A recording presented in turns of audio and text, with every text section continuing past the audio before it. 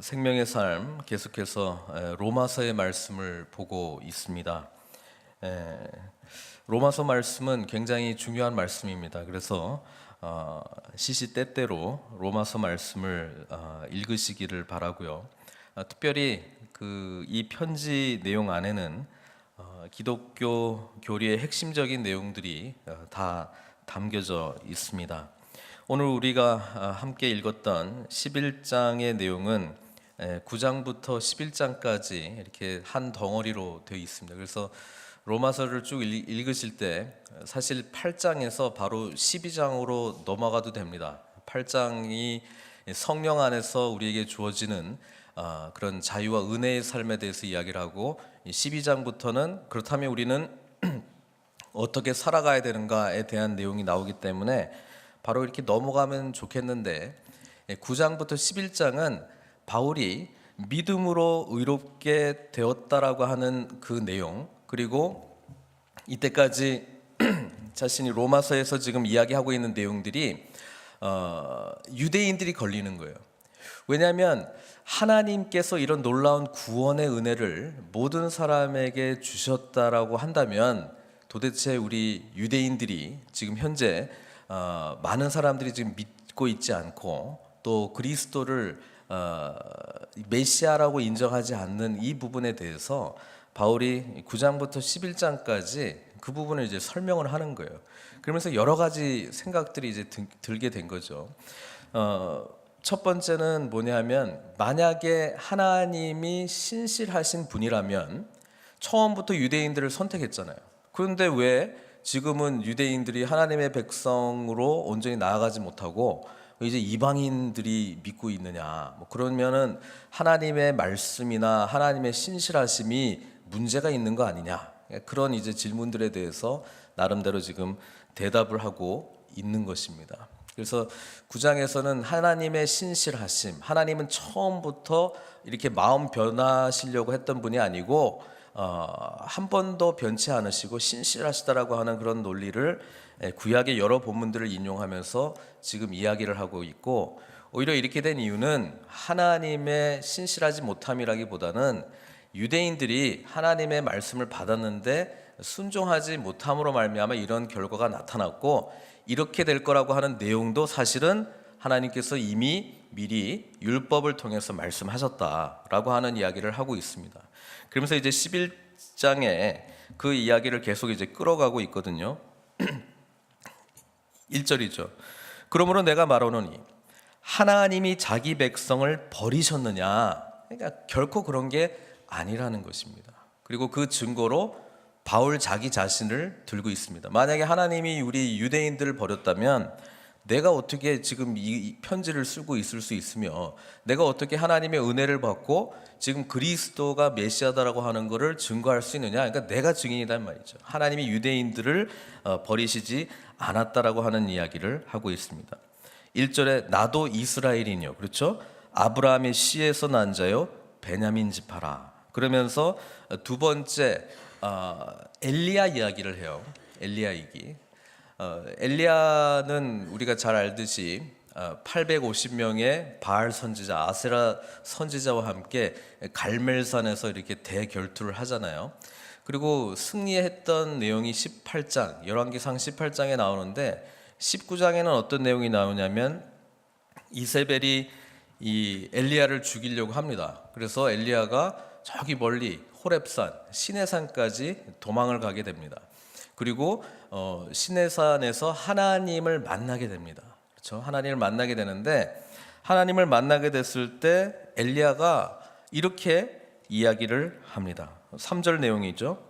주여, 그들이 주의 선지자들을 죽였고 주의 제단들을 헐어버렸고 나만 남았는데 내 목숨도 찼나이다. 그러니까 하나님, 이스라엘에 하나님을 신실하게 믿는 사람은 저밖에 없습니다. 저마저 지금 이세벨이 죽이려고 합니다. 그러니까 제가 죽으면 안 되지 않습니까? 그러면 이제 하나님의 그런 놀라운 은혜를 사모하고 나아갈 수 있는 의로운 자는 아무도 없는 것 아닙니까? 이런 이야기를 했습니다. 근데 우리 하나님께서 뭐라고 대답했냐면은 4절 내용인데요. 내가 나를 위하여 바알에게 무릎 꿇지 아니한 7,000명을 남겨놨다는 거예요. 엘리야가 깜짝 놀라는 거죠. 이때까지 자기는 자기 혼자 신앙생활 하는 줄 알고 하나님만 혼자 잘 믿는 줄 알았는데 하나님이 바알에게 무릎 꿇지 않은 7,000명이나 남겨놨다 이런 이야기를 했다는 거예요. 이게 지금 바울이 하고 있는 이 이야기 중에 어떻게 연결이 되냐면 지금 유대인들이 세 부류로 나눠집니다.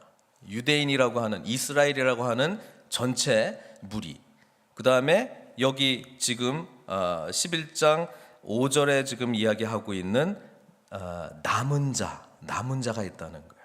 이 남은 자는 신실하게 하나님을 믿고 의지하고 구약의 본문을 이용하면은 바알에게 무릎 꿇지 않은 7,000명 같은 이런 사람들이 있다는 거예요. 남은 자가 있고 그 남은 자 외에 나머지 사람들.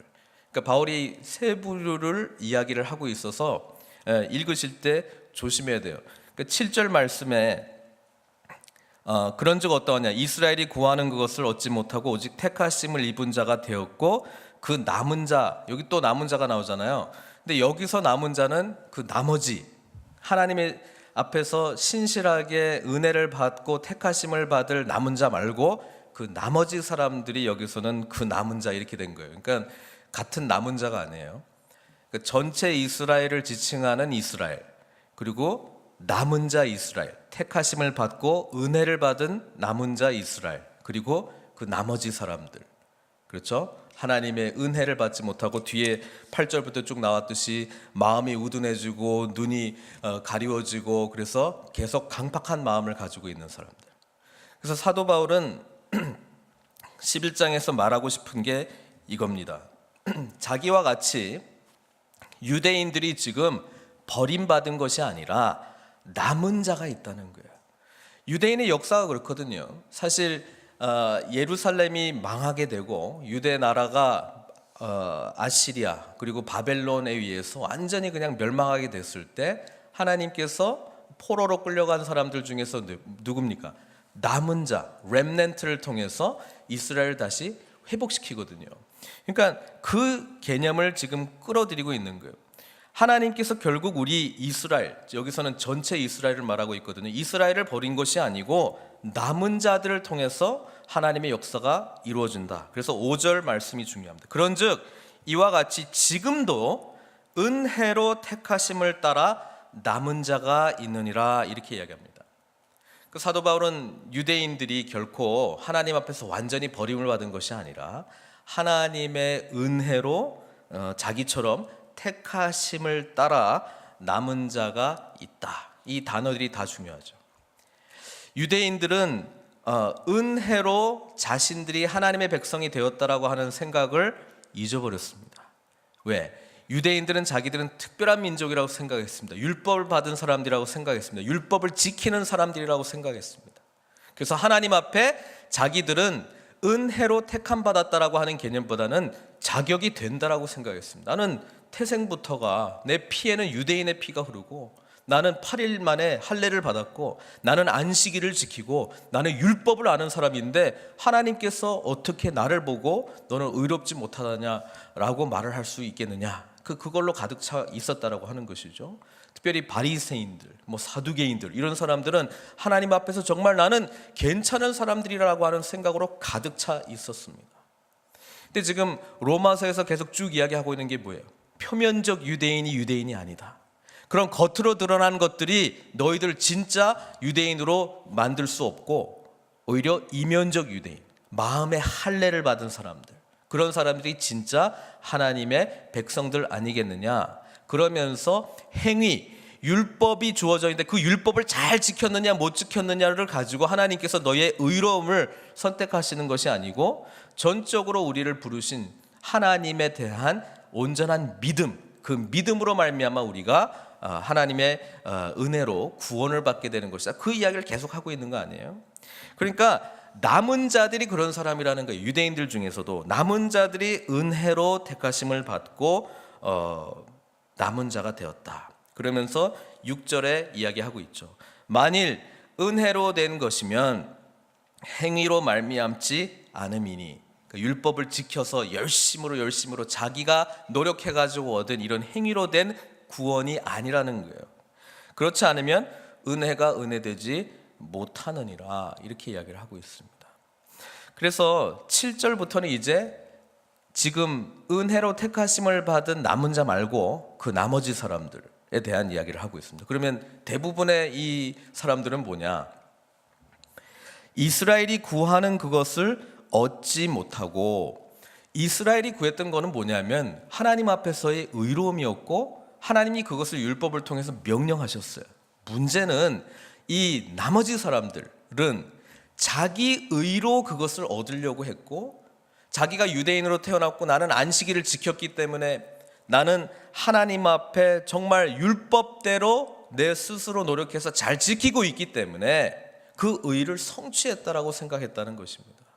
예수님 당시에 가장 대표적인 사람들이 바리새인들이었고, 예수님이 제일 지적했고 공격했던 사람들이 바리새인들 아닙니까? 이 독사의 자식들아, 너희가 스스로 하나님 앞에 나아가지 못하면서 다른 사람들을 이끌고 있는 소경이다, 이렇게 이야기를 하고, 겉은 뭐예요?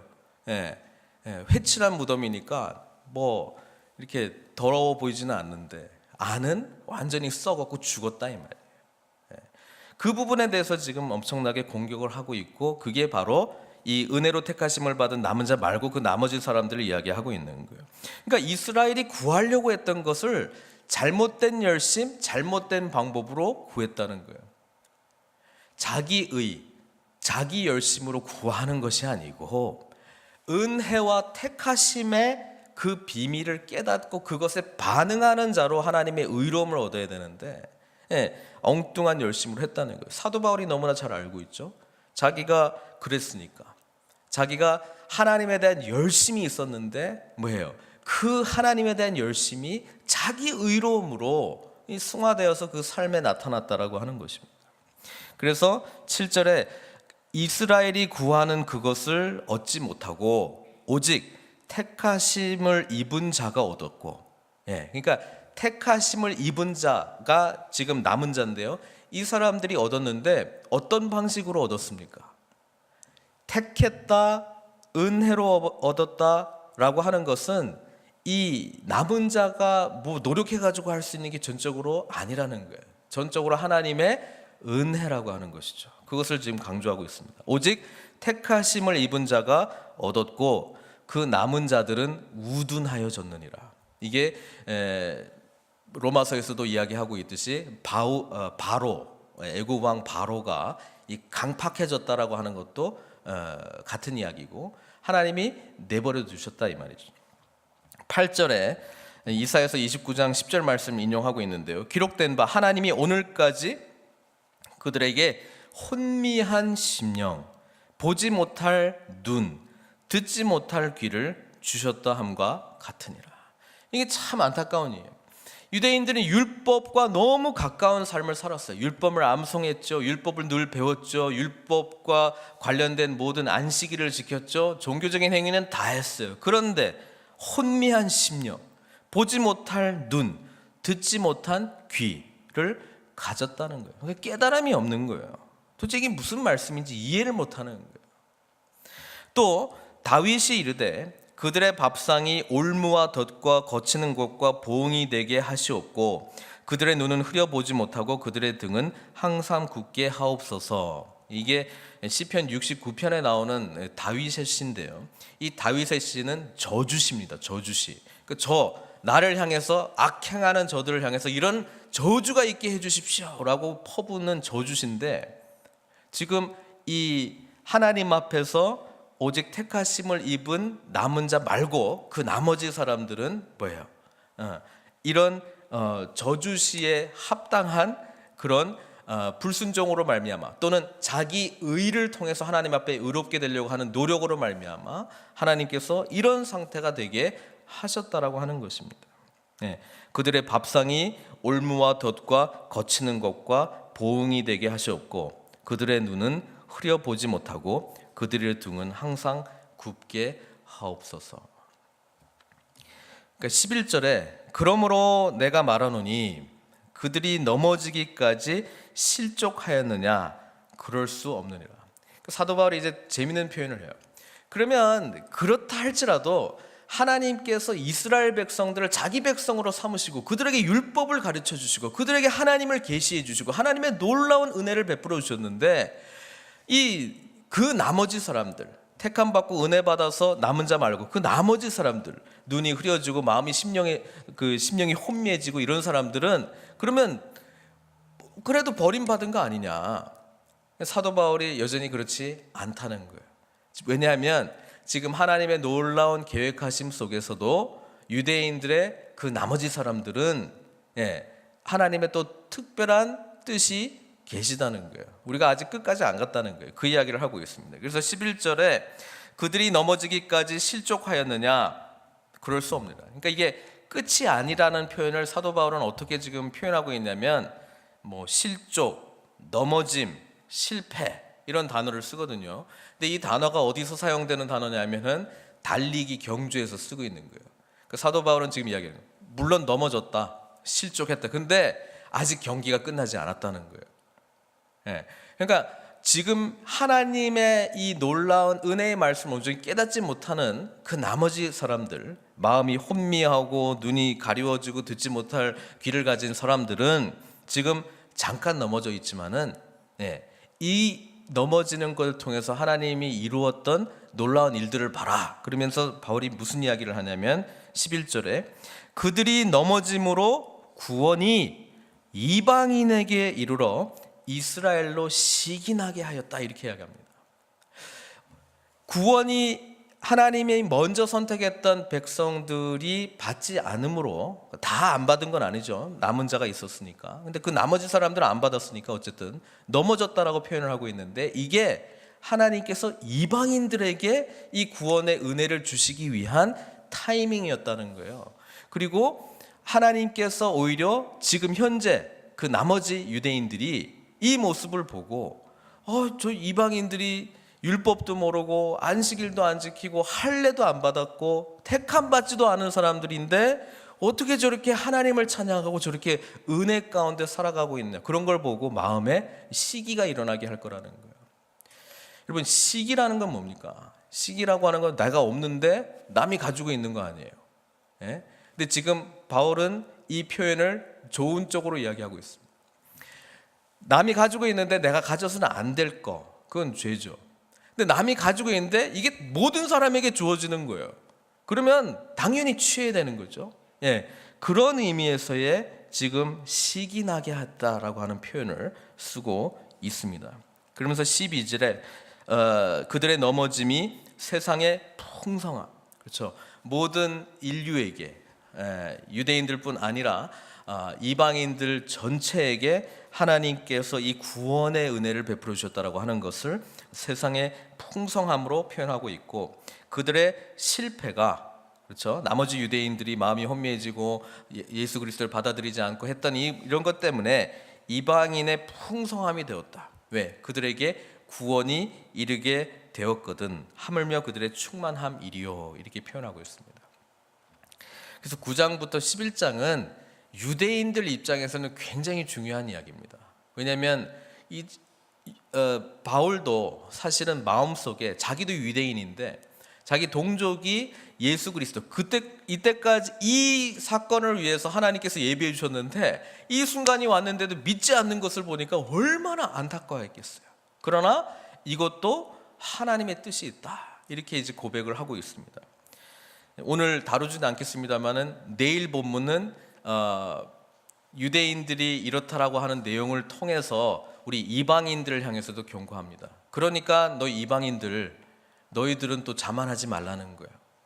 너희들도 하나님의 부르심을 받고 은혜를 받았지만 지금 유대인들처럼 하나님께서 너희들을 택하시고 은혜로 주신 이 구원의 이 감격을 유대인들처럼 자기의 내가 뭔가 자격이 됐기 때문에 그리고 하나님 앞에서 나는 이 정도는 하고 있지 않습니까? 라고 스스로의 택하심과 은혜 받았다라고 하는 사실을 망각하고 자기가 마치 뭔가 되는 것처럼 행동하기 시작하면 지금 이 이스라엘의 그 나머지 사람들과 같은 결과가 너희들에게도 똑같이 임하게 될 것이다 라고 하는 메시지를 내일 본문에서 지금 하고 있고, 오히려 유대인들은 참 감람나무, 이방인들이 우리가 접붙임을 당한 그런 거라고 하는 것을 깨닫고 유대인들을 존귀해야 된다라고 하는 표현을 하고 있습니다. 사실 이런 점에서 우리는 하나님 앞에 나의 자격됨에 대해서 너무 그렇게 집중할 필요는 없습니다. 오히려 하나님께서 나를 택하셨다, 그리고 은혜로 나를 불러주셨다, 그리고 우리가 이 본문 속에서 남은 자의 개념 속에 들어가 있는다면 우리에게는 언제나 소망이 있다는 것입니다. 왜? 하나님이 신실하시기 때문에 그렇습니다. 사실 믿음의 성숙이라고 하는 것은 우리가 크신 하나님의 뜻을 온전히 이해하기 시작할 때 우리는 같이 성숙할 수 있다는 것입니다.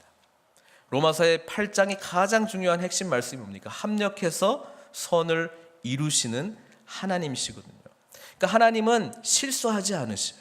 하나님은 신실하십니다. 그리고 하나님은 전적으로 우리에게 은혜를 베풀어 주시기를 원하고 계세요.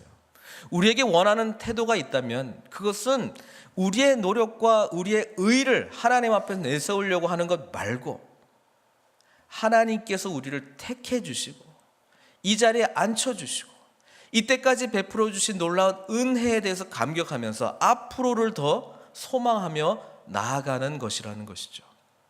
이럴 때 우리가 더 큰 믿음의 눈을 갖게 되는 것입니다. 기억하십시오. 하나님은 끝까지 신실하십니다. 우리는 넘어질 수도 있고 실패할 수도 있습니다.